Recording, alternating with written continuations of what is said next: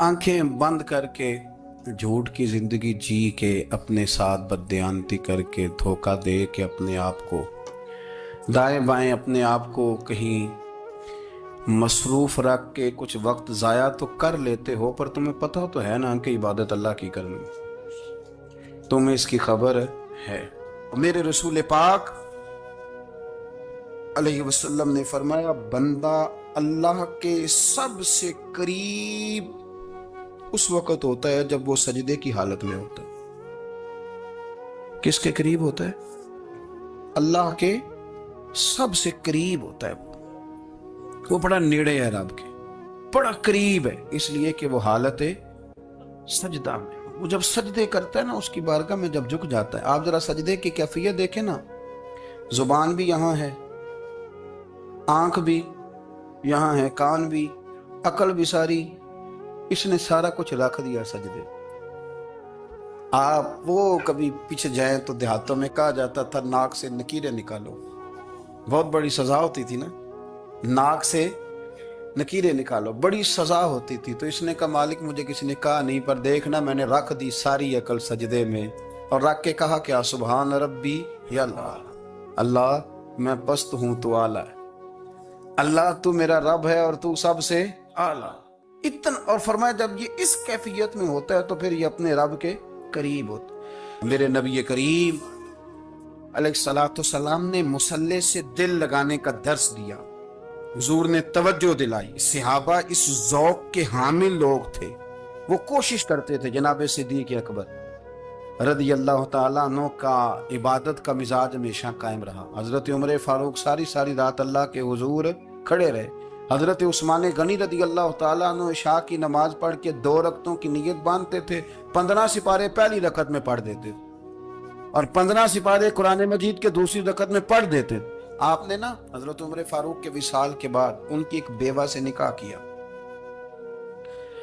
हज़रत उस्मान गनी ने निकाह किया। वो खातून आपके निकाह में आई तो अर्ज़ करने लगी, अमीरुल मोमिनीन मेरे लिए एजाज़ तो बहुत है कि मैं अमीरुल मोमिनीन की बेवा थी तो अमीरुल मोमिनीन की मनकूहा हो गई हूँ, लेकिन हुजूर न तो मैं जवान हूँ कि मेरे अंदर रगबत होती और ना मैं अब इस काबिल हूँ कि कोई खिदमत कर सकूँ, मेरे साथ निकाह की वजह क्या बनी? तो उस्मान गनी रो पड़े, फरमाने लगे मैंने उमर फारूक को मस्जिद में अपने रब से डरते हुए देखा, मैंने उसे रोते हुए देखा, अदल करते देखा, इंसाफ करते देखा, उम्मत की खैर खाई करते देखा। तुम्हारे साथ निकाह इसलिए किया है कि तुम मुझे ये बताओ कि उमर फारूक घर के अंदर अपने रब को कैसे राजी करते, घर के अंदर कैसे राजी करते थे, वो तरीके बतलाओ, तुम बताती जाना और मैं भी उसी तरह घर में इबादत करूं। जिस घर में अल्लाह का जिक्र होता है वो घर जिंदों का है, और जिस घर में रब करीम का जिक्र नहीं होता वो घर जिंदों का नहीं है। घर ना हम ना किताबों में पढ़ते हैं कि एक बुजुर्ग कहते हैं, हज़रत फज़ैल बिन अय्यास कहते हैं कि मैं एक गली से गुजर रहा था तो घर के अंदर किसी कारी साहब ने कुरान की आयत पढ़ दी, वाली मन खाफ मकाम रब्बिही जन्नता। मैं तो मेरे कानों से टकराई तो अल्लाह ने मेरी काया ही पलट दी, मैं तौबा कर गया। अब घर के अंदर से आवाज़ आए तो सही ना तिलावत की, पर अंदर से आवाज़ आती नहीं, या डेक बजने की आवाज़ आती है, या टीवी चलने की आवाज़ आती है, या धूम मचाने की आवाज़ आती है। इबादत का वो जो ख़ास शौक़ था, वो जो हुस्न था, वो जो तवानाई, वो जो बात थी। एक जगह पे हम बैठे थे तो वहाँ एक साहब आए और उन्होंने आते ही कहा कि मेहरबानी करें ज़रा मुझे मुसल्ला दे दें, मेरे ना कुछ नफल रह गए। तो मैंने वुज़ू कर लिया तो कोई मुसल्ला मिल जाए, मुसल्ला उन्हें दे दिया गया, वो मुसल्ला लेके चले गए। तो पीछे एक साहब ने तबसरा किया, कहने कितना रियाकार बंदा है, लोगों को दिखा रहा है कि मैं नफल पढ़ता हूँ, है को बात करने वाली। मैंने उसे कहा, मैंने कहा तू मेहरबानी करना, इस तरह की रियाकारी तू भी कर, पकड़ मुसल्ला और जा तू भी थोड़ी रियाकारी करके आ, उठ जरा शुक्र कर, कोई ये रियाकार भी मिला है, कोई नफल पढ़ के रियाकारी कर रहा है। अल्लाह का मैं कहता हूँ को पढ़े तो सही ना यार, ये कोई दौर है नफल पढ़ने का, इसमें तो लोगों का मिजाज ही नहीं, तबीयत ही नहीं। मैंने कहा चल मेहरबानी कर, ये ले मुसल्ला और तू भी जा थोड़ी सी, या कार्या रियाकारी करो तो सही ना, मिजाज ही नहीं। ज़ौक़ जुम्मे की नमाज पढ़ के यूं दुनिया भागती है, ओहो हो पता नहीं कौन सी पीछे आग थी जो बुझाई जाएगी। और आज तक लोग मसला पूछ रहे हैं कि जुम्मे की बाद वाली सुन्नतें कितनी होती हैं। मैंने कहा कितने साल हो गए जुम्मा पढ़ते, کتنے سال ہو گئے ابھی تک سنتوں کا نہیں پتا؟ ابھی تک نے علم کے پہلے کتنی رکھتے ہیں اور بعد میں کتنی رکھتے ہیں؟ فجر کی سنتیں کب پڑھنی چاہیے؟ سنو فجر کی سنتوں کے بارے میں۔ میرے رسول کریم سید عالم صلی اللہ تعالی علیہ وسلم سے ایک صحابی نے پوچھا تھا، حضور میری فجر کی سنتیں رہ گئیں یا رہ جاتی ہیں تو حکم کیا ہے؟ کیا انداز ہے حضور کا! بخاری مسلم کے لفظ سنو، حضور سید عالم صلی اللہ علیہ وسلم فرمانے لگے، اس نے کیا پوچھا تھا؟ حضور جواب کیا دیتے؟ فرمایا فرض کی سنتیں کبھی نہ چھوڑنا، فجر کی پہلی 2 سنتیں کبھی نہ چھوڑنا۔ یا رسول اللہ صلی اللہ تعالی علیہ وسلم میری رہ گئی ہیں، رہ جاتی ہیں۔ فرمایا فجر کی 2 سنتیں نہ چھوڑنا، فرمایا فجر کی پہلی 2 سنتیں مجھے دنیا اور دنیا کے اندر جو کچھ ہے وہ سب سے زیادہ پیاری ہے۔ فجر کی 2 سنتیں دنیا اور دنیا میں جو کچھ ہے مجھے وہ سب سے زیادہ پیاری ہیں، اس لیے فجر کی سنتیں نہ چھوڑنا۔ اپنا ذوق، اپنی طبیعت، ہم نے نا ذوق غلط بنا لیا ہے۔ اگر 20 بندے کہہ بھی دیں گے تو نے بڑی شاندار تلاوت کیا تو کیا اس سے بنے گا؟ 100 بندہ کہہ بھی دے تیری کیا بات ہے، کیا بات ہے نعت خاں کی، کیا بات ہے علامہ صاحب کی، پیر صاحب کی، پیر مہر علی شاہ صاحب رحمت اللہ علیہ۔ آپ تشریف فرما تھے تو آپ کے ایک ہی بیٹے بابو جی جن کو کہا جاتا ہے، جس دن صاحبزادے پیدا ہوئے تو خادم نہ وہاں سے نکلا۔ ان لوگوں کے شوق اور طرح کے تھے نا، تو ان کی توجہ بھی اپنے شوق کی طرف رہتی۔ تو خادم نکلا اندر سے، پیر صاحب مبارک ہو، پیر صاحب مبارک ہو، پیر صاحب مبارک ہو، پیر صاحب مبارک ہو، شور کر رہے ہیں۔ تو پیر صاحب کو وجد ہو گیا، اللہ اکبر، اللہ اکبر، اللہ، کیا ہوا؟ کس بات کی مبارک دے رہے ہو؟ اس کی حضور اللہ نے بیٹا دیے۔ تو آپ فرمانے لگے اچھا حضور آپ کیا ہوا؟ آپ تو پریشان ہو گئے۔ فرمانے لگے جب تو نے 3 دفعہ کہا نا مہر علی کو مبارک ہو تو میں سمجھا تھا شاید تجھے کسی نے بتا دیا ہے کہ مہر علی سے اللہ راضی ہوگی۔ میں سمجھا تھا کہ شاید تو یہ خبر لے کے آیا ہے کہ کسی نے بتایا ہے کہ مجھے آج خبر ملی ہے کہ مہر علی سے رب اچھا پتر ہوا ہے، الحمدللہ اللہ کا شکر ہے۔ پر میرے لیے مبارک کا دن وہ ہوگا جب میرا رب کہے گا کہ میں مہر علی سے راضی ہوں، میرے محبوب کہیں گے کہ میں مہر علی سے۔ آپ بات کو سمجھیں، شوق ہی کسی اور طرف تھا، دل ہی کہیں اور لگا ہوا تھا، طبیعت ہی کہیں اور مائل تھی۔ کوئی وظیفہ پوچھتے تھے تو پڑھتے تھے وہ لوگ، کچھ اللہ اللہ انہیں بتائی جاتی تھی تو کرنے کا ذوق رکھتے تھے، طبیعت تھی، قائل تھے۔ حضرت ربیع کہتے ہیں میں بڑی دور سے سفر کر کے گیا حضرت اویس کرنی سے ملنے، بڑی دور سے، اور جب میں پہنچا تو فجر کا وقت تھا۔ تو حضرت اویس کرنی کو میں نے پا لیا، تو وہ نماز پڑھ کے نا قرآن شریف لے کے بیٹھ گئے۔ فرماتے ہیں اشراق چاشت کا وقت ہوا تو نفلوں کی نیت باندھ لی۔ محدث ابن الجوزی نے لکھا ہے، فرماتے ہیں پھر جب زوال کا وقت ہوا تو مسجد میں جھاڑو دینے لگ گئے۔ زور کی نماز پڑھ کے تو عصر کی تیاری تک وہ مسجد میں بیٹھے رہے، اور میرے نبی پاک علیہ السلام نے فرمایا جو نماز کے انتظار میں بیٹھا ہو وہ نماز ہی میں ہے، وہ نماز ہی میں ہے۔ فرمایا میری دنیا، میری امت کی جو رہبانیت ہے نا وہ اتنی ہے کہ نماز کا انتظار کرے، اذان کے بعد نماز کا یہ راہب ہے، یہ اس وقت چھوڑ کے بیٹھے ہیں سارا کچھ۔ فرماتے ہیں عصر تک انہوں نے اللہ اللہ کی، پھر مغرب تک کی، عشاء کی نماز ہوئی تو نماز پڑھی تو وہ تھک گئے۔ اب مجھے وہ فارغ ہوں، مصلی چھوڑے تو میں ملاقات کروں نا، کہ آپ حیران نہ ہو کہ اتنی دیر بندہ کیسے اللہ اللہ کر، ہم نے کی نہیں نا اس لیے ہم پریشان ہیں۔ جو عادی ہوتے ہیں وہ کر بھی لیتے ہیں، وہ یہ کام، میری بات کی سمجھ آ رہی ہے؟ جب جاتے ہو کسی دفتر میں تو 8 گھنٹے کھڑے رہ لیتے ہو نا، مجبوری ہوتی ہے تو کھڑے رہا جا سکتا ہے۔ پاسپورٹ کے دفتر بولیے، امیگریشن کی لائنوں میں، اور میں نے تو امبیسیوں میں بندے 12 گھنٹے پہلے جا کے کھڑے دیکھے، رہ لیتے ہیں کھڑے۔ تو اگر ان کاموں کے لیے رہا جاتا ہے تو اللہ رسول کے لیے بھی کھڑے رہا جا سکتا ہے۔ تو فرمانے لگے کہ جب عشاء کی نماز کے بعد آخر انسان تھے، تھک گئے، نیند کا غلبہ ہوا تو تھوڑی ایسے آنکھ بند ہوئی تو کھولی تو رونے لگے۔ حضرت ویسے کر دیا، رو کے کہنے لگے مالک مجھے غافل تو نہ کر، ابھی میں نے کیا بھی کچھ نہیں، دن ختم ہو گیا، کوئی نفل نہیں، کوئی اللہ اللہ نہیں، اللہ مجھے غافل نہ کر، میری مدد فرما۔ فرماتے ہیں جب وہ روئے تو میرے ساتھ جو شخص تھا میں نے کہا اٹھو چلیں، کہنے لگا حضور ملنا نہیں، فرمایا جو میں لینے آیا تھا وہ مجھے مل گیا ہے، جو میں ان سے سیکھنے آیا تھا وہ مجھے نصیب ہو گیا، اب اور میں نے کیا لینا، ختم ہو گئی بات، اٹھو چلیں۔ اللہ کے بندوں نے حضرت ربیہ بن کعب اسلمی رضی اللہ تعالیٰ عنہ فرماتے ہیں، کہتے ہیں جب بنو قریظہ اور بنو نذیر یہودیوں کے ساتھ حضور علیہ السلام نے جنگ کا اعلان فرمایا تو وہ دشمن ہو گئے. ہمیں خطرہ تھا کہ وہ رات کو کہیں محبوب کو تکلیف نہ دیں، تو کچھ لوگ نا تلواریں لے کے نبی پاک کے دروازے پہ پہرے داری کرتے تھے. گن مین رکھنا حرام نہیں، اگر کسی کو واقعی خطرہ ہو تو اس کے لیے سنت بھی ہے. حضرت علی المرتضیٰ تلوار لے کے حضور کے گھر کا پہرا دیتے تھے. حضرت ربیہ بن کعب اسلمی رضی اللہ تعالیٰ عنہ فرماتے ہیں کہ رات میری ڈیوٹی تھی کہ میں حضور کے گھر کا پہرا دوں گا، تو فرماتے ہیں میں باہر سن رہا تھا، ساری رات ہی میرے نبی پاک نے اللہ کی تسبیح پڑھی. ساری رات، کبھی تسبیح، کبھی تہلیل، کبھی تحمید، کبھی تکبیر، ساری رات. فرماتے ہیں ساری رات حضور پڑھتے رہے اور ساری رات ہی میں سنتا رہا. مجھے اونگ آ گئی، میری آنکھ لگ گئی، حضور ابھی پڑھ رہے تھے، میں تھک کے سو گیا. اور فرماتے ہیں جب میری آنکھ دوبارہ سے کھلی تو میرے کانوں میں پھر کوئی چیز گونجی، تو میں نے کان لگایا تو میرے حبیب ابھی بھی اللہ کو یاد کر رہے. ساری رات حضور رب کی عبادت کرتے.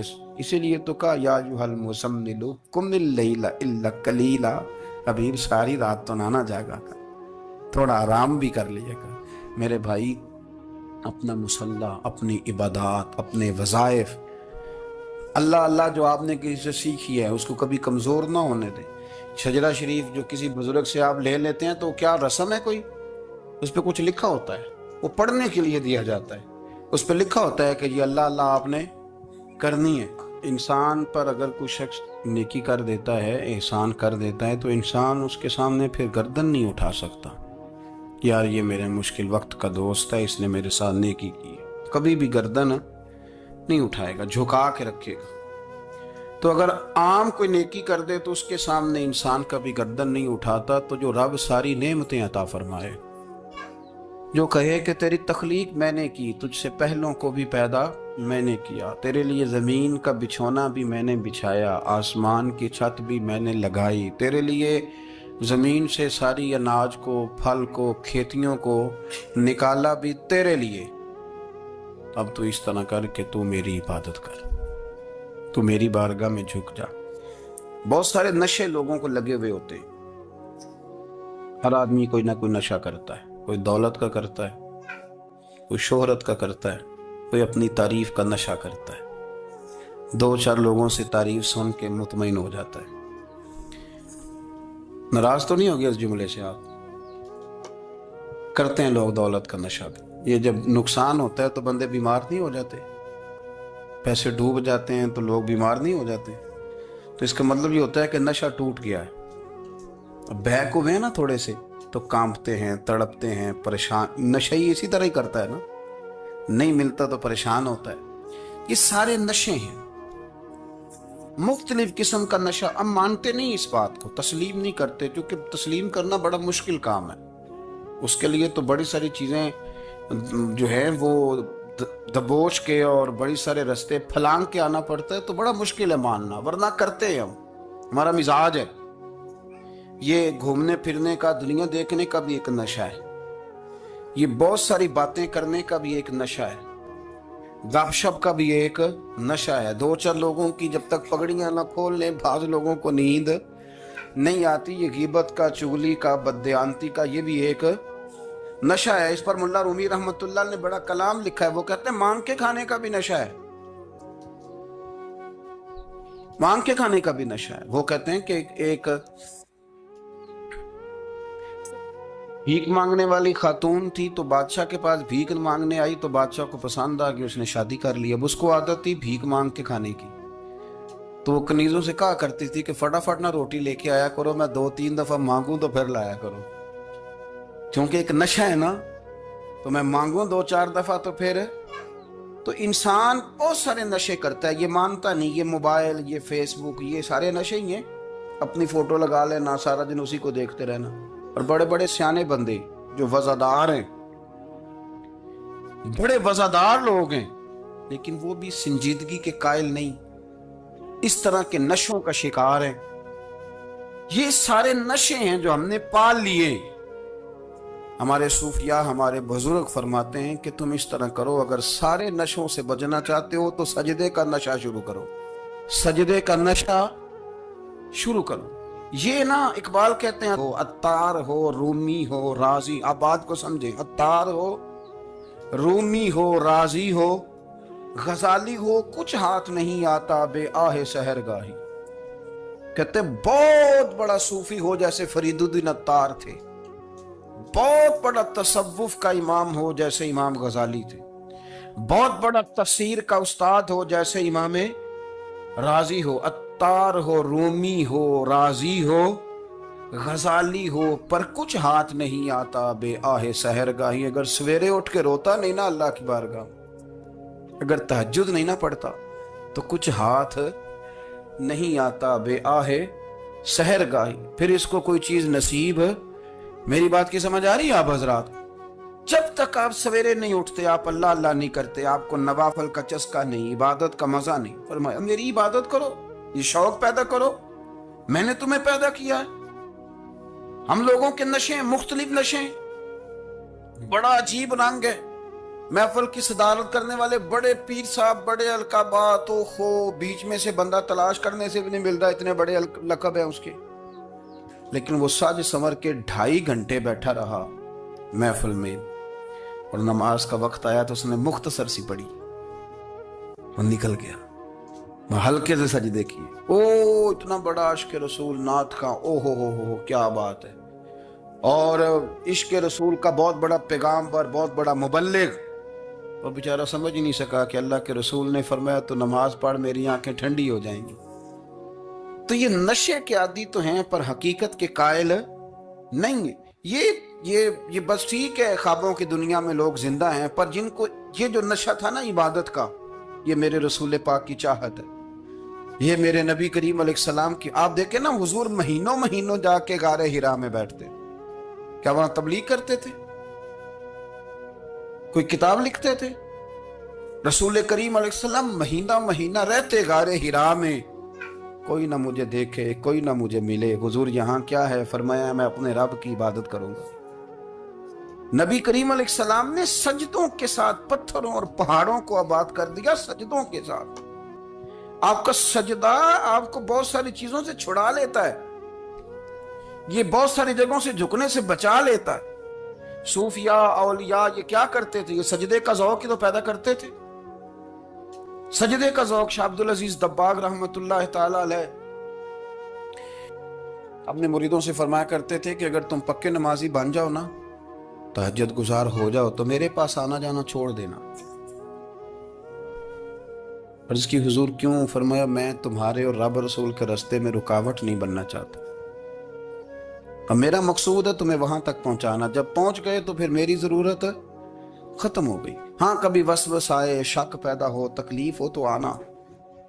بیت المقدس پر قبضہ تھا عیسائیوں کا, تو صلاح الدین بڑے پریشان تھے. بابا جی کہنے لگے پتر کیا ہوا؟ کہنے لگے حضور پتہ چلا ہے دشمن کے 2 بحری بیڑے اسلحہ لے کے آ رہے. مسلمان پہلے ہی کمزور ہیں, اور اب اگر 2 بحری بیڑے اور آ گئے تو حضور مسئلہ بن جائے گا. تو میں پریشان ہوں کہ کس طرح یہ کم مسئلے والی ہماری فوج ہے کیسے مقابلہ کرے گی. تو بابا جی کہنے لگے پتر اس طرح کرنا, آج رات تو بھی دعا کرنا اور میں بھی کروں گا, تو بھی دعا کرنا. آپ ناراض نہ ہونا, ہم تو پیروں والے ہیں, ہم تو پیروں کے نوکر غلام ہیں, ہمارا تو گزارا ہی نہیں, ہمیں تو ملتا ہے سارا کچھ وہاں سے. پر میرا سوال یہ ہے کہ تعویذ لینے جاتے ہو نفل کیوں نہیں پڑھتے؟ رات اللہ کیوں نہیں کرتے؟ یہ بھی تو ہمارے بزرگوں کا ہی طریقہ ہے, انہوں نے تو ہمیں سکھایا ہے. صلاح الدین ایوبی سے بزرگوں نے کہا کہ رات آج نا اللہ کرنا, تو میں تیرے لیے دعا کروں گا, تو بھی دعا کرنا. تو بندہ جب دکھی ہوتا ہے تو سجدہ کرتا ہے, تو پھر ہی تو مصلی بھیگ جاتا ہے, پھر ہی تو مزہ آتا ہے. سکھی بندہ تو کعبے جا کے نہیں روتا. دکھی تھے, تکلیف تھی, تو سر رکھا سجدے میں تو تڑپ گئے. اور وہ بابا جی کہتے ہیں میں مسجد آیا تو صلاح الدین چیخے مار کے رو رہا تھا اور کہہ رہا تھا مالک میں کوئی اپنی شان کے لیے تو نہیں نہ لڑ رہا, اللہ کو میں کوئی قبضوں کے لیے تو نہیں لڑ رہا, مالک تیرے لیے لڑ رہا ہوں, مجھے بے آبرو نہ کرنا, میری مدد فرمانا. کہتے ہیں میں آیا تھا کہ مسجد میں دعا کروں گا, پر صلاح الدین ایوبی کو روتے دیکھا تو میں لوٹ گیا. تو سویرے صلاح الدین ملے تو بڑے خوش تھے. میں نے کہا پتر کیا ہوا؟ کہنے لگے حضور وہ بحری بیڑے دو آ رہے تھے نا اسلحہ لے کے, دونوں ڈوب گئے پانی میں ڈوب گئے. تو بابا جی کہنے لگے صلاح الدین وہ پانی میں نہیں ڈوبے, وہ تیرے آنسوؤں میں ڈوب گئے, وہ غرق ہو گئے. وہ جو تو نے مسلح بات کیا تو وہ تیرے آنسوؤں میں ڈوب گئے, وہ غرق ہو گئے, وہ تباہ اتنے قیمتی تھے, تیرے آنسو کے بہا لے گئے دشمن کے بحری بیڑوں کو. میرے بھائی ٹھیک ہو گیا جی. میرے عزیز سمجھ لیں اس بات کو ہمیشہ کے لیے, اور اس پر غور کرنے اچھے طریقے سے کہ میرے رسول کریم سید عالم صلی اللہ علیہ وسلم نے نا ہماری توجہ دلائی, حضور نے ہمیں بتلایا, ہمارا ذوق بڑھایا عبادت کی طرف. ایک صحابی تھے حضرت ابو فاطمہ رضی اللہ تعالیٰ عنہ, یہ ترمذی شریف کی حدیث ہے. نبی پاک علیہ السلام نے فرمایا ابو فاطمہ قیامت کے دن مجھ سے جلدی ملنا چاہتے ہو کہ دیر کے ساتھ؟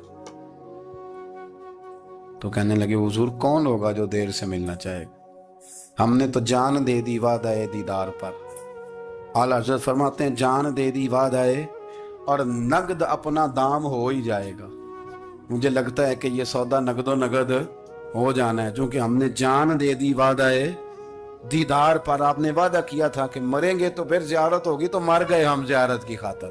جان دے دی وعدہ دیدار پر تو نقد اپنا دام ہو ہی جائے گا. اے رضا ہر کام کا ایک وقت ہے, دل کو بھی آرام ہو ہی جائے گا. تو حضرت ابو فاطمہ رضی اللہ تعالیٰ عنہ سے نبی پاک صلی اللہ علیہ وسلم نے فرمایا جلدی ملنا چاہتے ہو کہ دیر سے؟ اس کی حضور فٹافٹ ملنا ہے, میں نے قیامت کے دن آپ سے جلدی ملنا ہے. تو نبی پاک علیہ السلام نے فرمایا پھر اس طرح کرنا, دنیا میں رہ کے سجدے زیادہ کرنا, پھر سجدے زیادہ کرنا, قیامت میں ملاقات جلدی ہو جائے, قرب ملے گا تمہیں. اپنے بچوں کے اندر دیکھیں نا, ہم شوق پیدا کرتے ہیں, ہمیں صحیح لفظ نہیں بولنے آتے پر ہم بچوں میں شوق پیدا کرتے ہیں کہ پتر ڈاکٹر بن جائے گا تو بڑا نفع کرے گا, تو لوگوں کی خدمت کرے گا, ملک و ملت کی خدمت کرے گا, تیرے ابا کا نام روشن ہوگا, تیرے دادا کی تعریفیں ہوں گی. ہم یہ ذوق پیدا کرتے ہیں. ہم اپنے نوجوانوں کے اندر یہ فکر پیدا کرتے ہیں, انہیں ہم سمجھاتے ہیں کہ میاں جب تم پڑھو گے محنت کرو گے تو فلاں آدمی کی طرح تمہارا نام ہوگا. یہ جتنا ذوق ہم بچوں کے اندر ان چیزوں کا پیدا کرتے, ہمیں حکم ہے کسی طرح ہم ذوق پیدا کریں کہ پتر نماز پڑھے گا تو اللہ راضی ہو جائے گا, تو سجدہ کرے گا. دیکھیں نا میرے رسول کریم علیہ السلام نے فرمایا 7 سال کے بچے کو مسجد لے کے جاؤ, یعنی اسے شوق دلاؤ, اس کے اندر یہ خاصیت پیدا کرو کہ اس کا دل کرے مسجد میں جانے, اس کے اندر یہ خصوصیات لاؤ کہ وہ ہمارے ہاں نا ہر چیز کو پرموٹ کیا جا رہا ہے, ہر چیز کو, یعنی سر سنگیت سکھانے کے لیے اکیڈمیاں بن گئی, ہر شے پرموٹ ہو رہی ہے. عبادت کا جذبہ کم ہوتا جا رہا ہے, اللہ اللہ کا ذوق ہمارے اندر نہیں رہا. اور اتنا مشکل ہم نے اپنے لیے بنا لیا ہے کہ وہ بندہ جو بڑی زبردست مذہبی گفتگو کر رہا تھا اور تگڑی بات کر رہا تھا, کیا بات ہے, لیکن نماز کے بارے میں کمزوری دکھا جاتا ہے, نوافل کے بارے میں وہ چپکے سے نکل جاتا ہے. امام احمد بن حنبل رحمۃ اللہ تعالی علیہ, مسند امام احمد بن حنبل 14 جلدوں میں ہے مارکیٹ میں, اور مجھے تو خیر پسند ہی بڑی ہے, میں نے تو کئی دفعہ پڑھی ہے. اور کیا بات ہے امام احمد بن حنبل کی, کیسے تگڑے قسم کے محدث تھے اور اللہ نے کتنا انہیں اعزاز عطا فرمایا ہوا. یہ کوڑے بھی کھاتے تھے دین کی خاطر, سارا کرتا لہو سے بھر بھی جایا کرتا, بڑا اعزاز والا شخص تھے, بڑے اعزاز والے. حدیثیں جمع کرنا, حدیثیں لکھنا, حدیث پڑھانا, سارا دن رہتے تھے. کہہ سکتے تھے کہ میں کر تو رہا ہوں کام, اور حدیث بھی موجود ہے کہ عالم عابد سے افضل ہوتا ہے, پر اس کے باوجود امام احمد بن حنبل رحمۃ اللہ علیہ 300 نفل فرض نمازوں کے علاوہ پڑھا کرتے تھے, 300 نوافل روز پڑھا کرتے تھے. ان کے بیٹے نے کہا ابا جی مکان خریدنا ہے تو وہ جگہ کہاں کر کے لوں, بہت ساری آبادیاں, تو فرمایا پتر وہاں لینا جہاں مسجد قریب ہو. میرے رسول کریم سید عالم صلی اللہ علیہ وسلم اتنا پسند کرتے مسجد کو, اتنا پسند کرتے نماز کو, کہ رسول کریم صلی اللہ علیہ وسلم تہجد کی نماز بھی پڑھتے, پھر حضور فجر کی نماز بھی پڑھتے. نبی پاک وتر کو الگ کر کے پڑھتے, عشاء کے ساتھ نہیں پڑھتے. یہ تو ہم اس لیے اجازت دی ہمارے بزرگوں نے کہ بعد میں اٹھے گا کون علیحدہ وتر پڑھنے کے لیے, عشاء کے ساتھ پڑھ لیں. वितर पढ़ते, तहज्जुद पढ़ते, फजर पढ़ते, इशराक पढ़ते, चाश पढ़ते, फिर मगरिब की नमाज के बाद 6 रकात अवाबीन पढ़ते, फिर रात को सलातुल लैल पढ़ते। सैयदा आयशा सिद्दीका कहती हैं ज़माना सो जाता और मेरे रसूल मुसल्ला बिछा के खड़े हो जाते। ओ यार, खेती बाड़ी करके नहीं, मेहनत मजदूरी करके नहीं। जनाब आयशा कहती हैं मैं ये भी देखती कि हुजूर एक आयत शुरू करते तो सारी रात उसी को पढ़ते, और मेरी नजर जाती तो कदम मुबारक पे वरम आ जाती। यार नमाज पढ़ पढ़ के, इतनी मुशक्कत करके, इतनी जद्दोजहद करके वरम आ गया। यार सुल्ला इतनी मेहनत क्यों करते हो? फरमाया अफला अकून अब्दन शुकूरा, क्या मैं अपने रब का शुक्रगुजार बंदा ना बनूं? सहाबा का ज़ौक इबादतों का, रियाजतों का, तिलावतों का, तबीयत है उनकी, वो एक दूसरे को, हजरत मौला अली शेर खुदा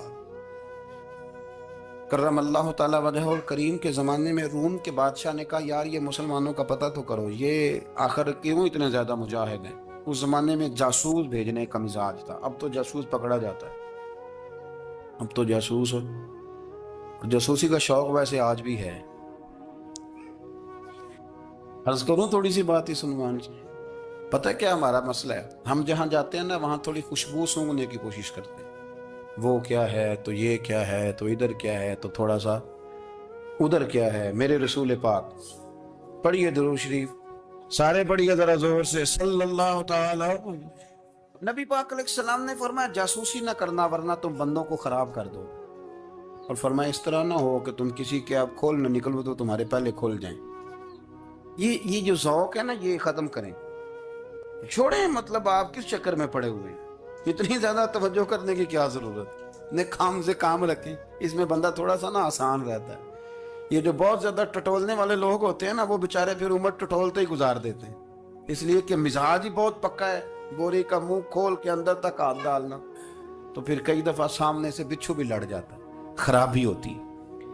तो जासूसी की जाती थी, उसने भी जासूस भेजे, क्योंकि कबीलों के लोग थे, कुछ मुस्लिम कुछ काफिर, पहचाने नहीं जाते थे लोग, तो कुछ लोग उसने भेजे। उन्होंने आके ना तहकीक की, रिसर्च करी कि आखिर माजरा क्या है। तो वापस जाकर उन्होंने रिपोर्ट दी ना रूम के बादशाह को। उस रिपोर्ट का एक जुमला बड़ा शानदार है। वो कहने लगा बादशाह हमें मुसलमानों की कोई समझ नहीं आई,